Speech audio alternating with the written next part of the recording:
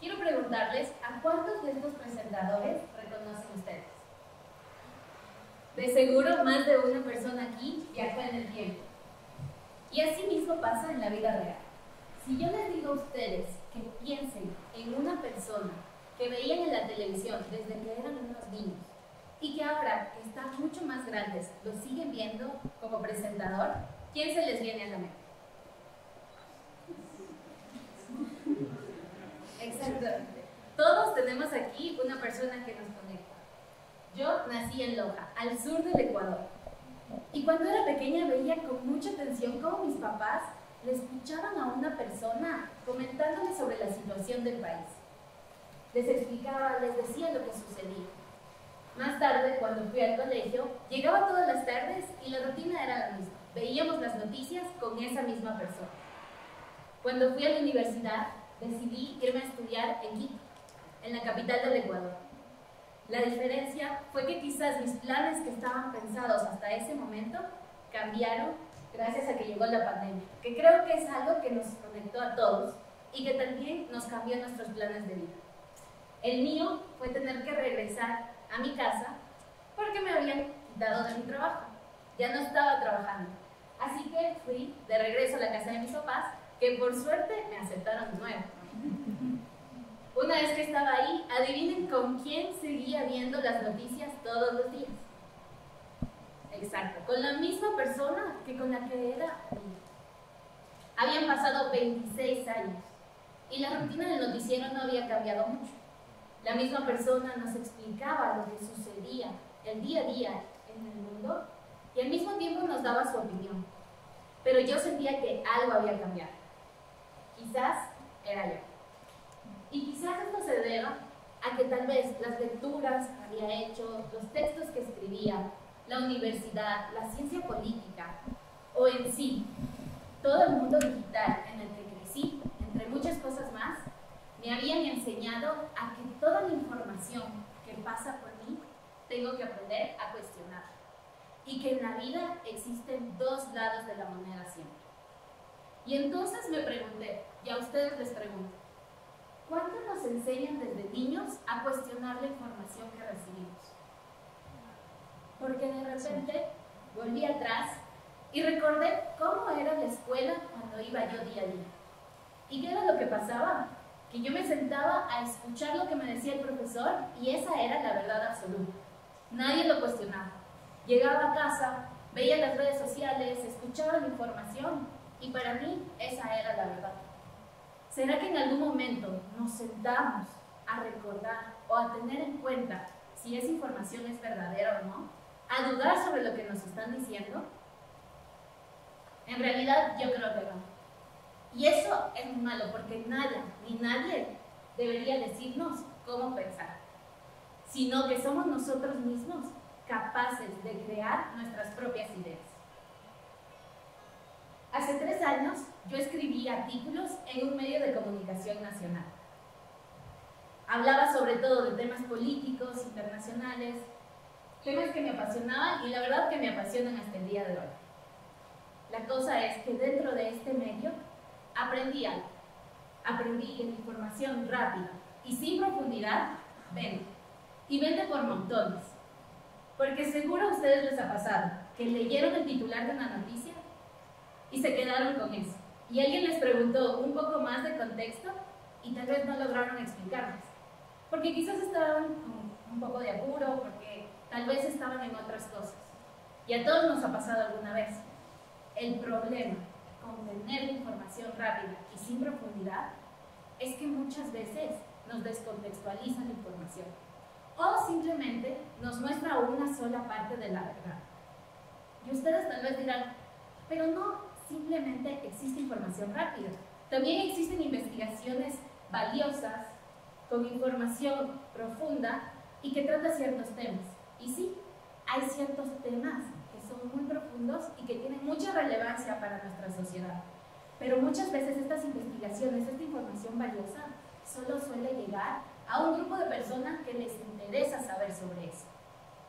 Y entonces, si nosotros no sabemos procesar la información y tampoco la estamos analizando, ¿cómo vamos vamos a hacer con la avalancha de información que nos está llegando hoy en día con la tecnología?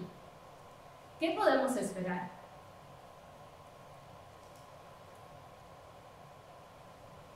Entonces yo pensé, no es suficiente con tener acceso a la información. Necesitamos empezar a democratizarla. ¿Y a qué me refiero con democratizarla? Sí, si se les vino la palabra democracia, sí tiene que ver con eso.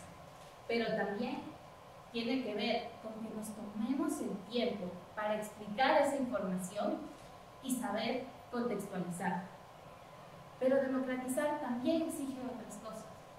Democratizar es abrir el conocimiento a nuevas perspectivas, a nuevas ideas, nuevas realidades. No solo la realidad de lo que opina una sola persona, sino la realidad de toda una sociedad que es muy diversa.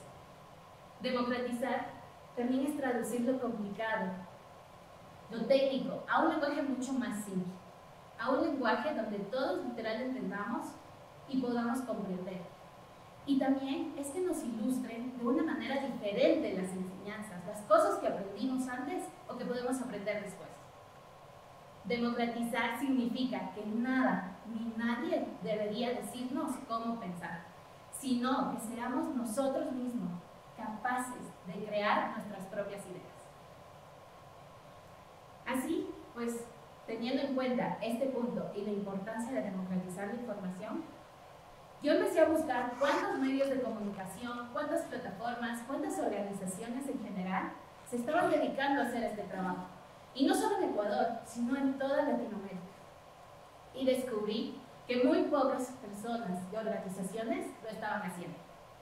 Así que decidí dar un paso en blanco, apostar por mi estabilidad, también emocional, y decidí crear Tinta Digital, que es una startup que se dedica a democratizar la información para jóvenes de América Latina y de Ecuador.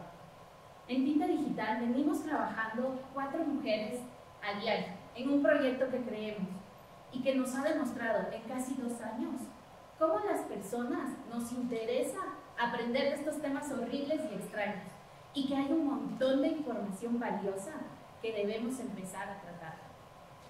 Pero eso no es todo. Tinta Digital nos ha dejado un apoyo de muchas personas que nos han dejado todo lo que tiene que ver con un amor, apoyo y agradecimiento por no decirles cómo tienen que pensar, por hablar de las cosas que les importan y por interesarnos en sus temas, en lo que les afecta, pero sobre todo por no decirles cómo son las cosas, sino por qué suceden las cosas. Por no decirles por quién votar, sino por qué es importante votar. En este tiempo me he dado cuenta que si bien a nuestra generación le interesa aprender o le interesa estar atrás de la nueva serie de Netflix y de los trends que existen en TikTok, también le interesa de la misma manera hablar de los temas políticos, sociales, económicos, ambientales y más. Solo que quizás nadie se estaba tomando el tiempo de escucharnos, de darnos un espacio o de explicarnos las cosas, o como yo digo, de democratizar la información.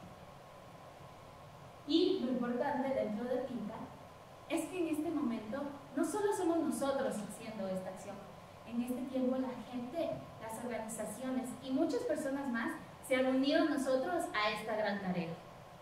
Y si ustedes también quieren hacerlo, les quiero dejar 4 pasos para que lo logren. El primero, investigar a profundidad un tema que les interese, lo que les llame la atención, porque esto les va a dar un sustento básico. El segundo, empecemos a cuestionar lo que nos rodea. Esta investigación que hiciste antes, cuestiónala, pregúntate, ¿por qué pasa lo que pasa? ¿Qué viene después?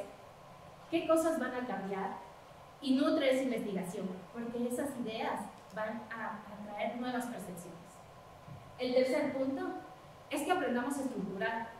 Pero esto me refiero a que traduzcamos a un lenguaje simple y simplifiquemos también las cosas que nos están rodeando.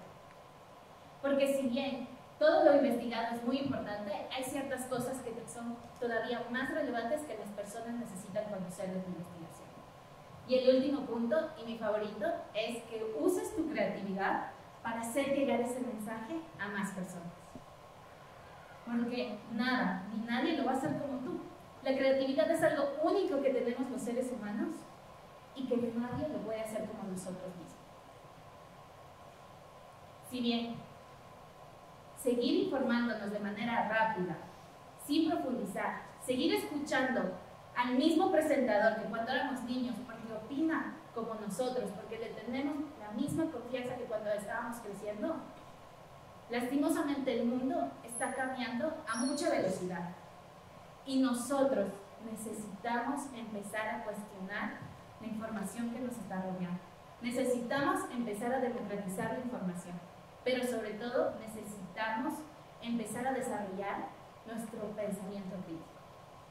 Porque nada, ni nadie debería decirnos cómo pensar, porque nosotros somos libres de crear nuestras propias ideas.